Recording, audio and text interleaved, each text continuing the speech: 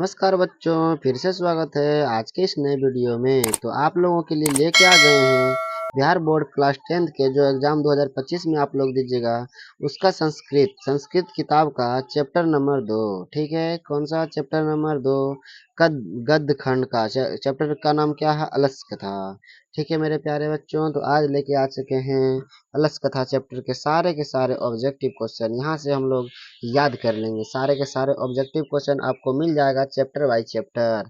तो संस्कृत के जितने भी चैप्टर बाय चैप्टर ऑब्जेक्टिव याद करने के लिए सबसे पहले चैनल को सब्सक्राइब कर लीजिए, साथ में बेल आइकन दबाना ना भूलना है। ठीक है मेरे बच्चों, चलते हैं प्रश्नों की ओर। पहला प्रश्न बच्चों देखो क्या है कि अलस कथा के लेखक यानी कि रचयिता कौन है? तो विद्यापति हैं। कौन है? ठीक है मेरे प्यारे बच्चों, अलस कथा के लेखक कौन है? तो विद्यापति हैं। अलस कथा के अंतर्गत मिथिला में कौन मंत्री थे? अलस कथा अंतर्गत मिथिला में कौन मंत्री थे? वीरेश्वर मंत्री थे। कौन से मंत्री? वीरेश्वर। अगली प्रश्न कह रहा है कि घर में लगी आग को देखकर कौन लोग पलायमान हो गए?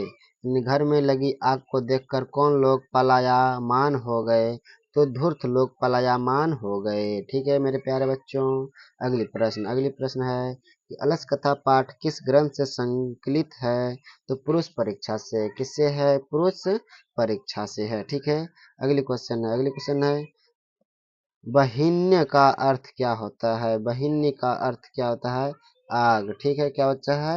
आग। अगली प्रश्न है कि तत्वर्थे यदमिषि गृहे आगिन लगनो स्ति किस आलसी की उक्ति है? द्वितीय। किसका? द्वितीय। अगली प्रश्न अलस कथा कैसी कथा है? अलस कथा कैसी कथा है? तो व्यंग्यात्मक कथा है। किसी है? व्यंग्यात्मक कथा है। ठीक है, अगली प्रश्न है अलस कथा में आग किसने लगाई? अलस कथा में आग किसने लगाई? तो अलसशाला के कर्मचारियों ने। किसने लगाई? अलसशाला के कर्मचारियों ने लगाई। ठीक है, अगली प्रश्न अलसशाला में आग कब लगाई गई? अलसशाला में आग कब लगाई गई? तो जब सब सो रहे थे। जब लगाई गई? जब सब सो रहे थे। ठीक है, अगली प्रश्न है कि मिथिला भाषा के कवि कौन है? तो विद्यापति हैं। कौन है? विद्यापति हैं। ठीक है, अगली प्रश्न है पतिरेव गति वालानम जननी गति है।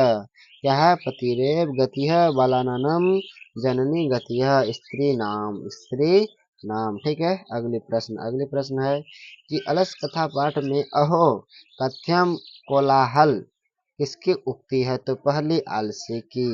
क्या है? कथ्यम कोलाहल किसकी उक्ति है? तो पहला आलसी की। ठीक है, अगली प्रश्न है नीतिकार आलस्य को क्या मानते हैं? ठीक है बच्चों, क्या है? नीतिकार आलस्य को क्या मानते हैं? तो शत्रु मानते हैं। ठीक है, अगली प्रश्न क्या है कि वास्तविक आलस्यों की संख्या कितनी थी? तो 4 थी। कितनी थी? 4 थी। अगली प्रश्न है कि वीरेश्वर कौन था? वीरेश्वर कौन था? तो वह दानशील था। कौन था? दानशील था। सबसे बड़ा शत्रु कौन होता है? तो आलस्य होता है।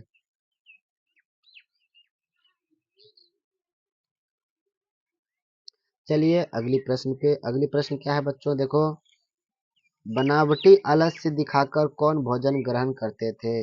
बनावटी आलस्य दिखाकर कौन भोजन ग्रहण करते थे? तो धूर्त लोग करते थे। ठीक है बच्चों, अगली प्रश्न है कि चारों आलस्यों को कैसा व्यवहार बाहर किया गया? यानी चारों आलस्यों को कैसे बाहर किया गया?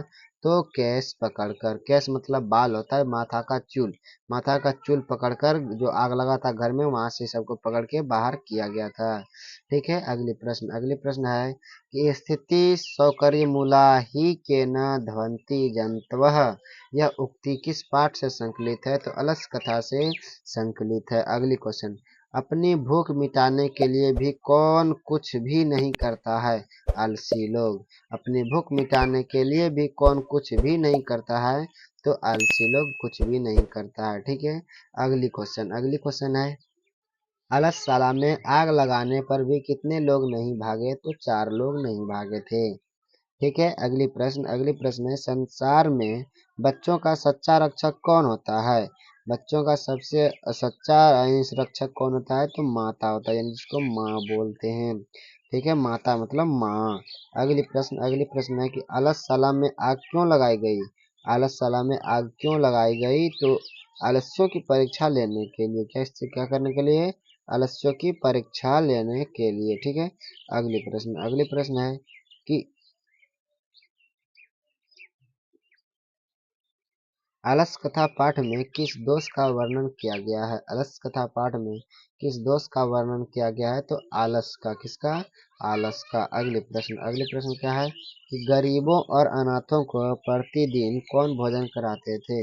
गरीबों और अनाथों को प्रतिदिन कौन भोजन कराते थे? तो वीरेश्वर कराते थे। कौन कराते थे? वीरेश्वर कराते थे। ठीक है।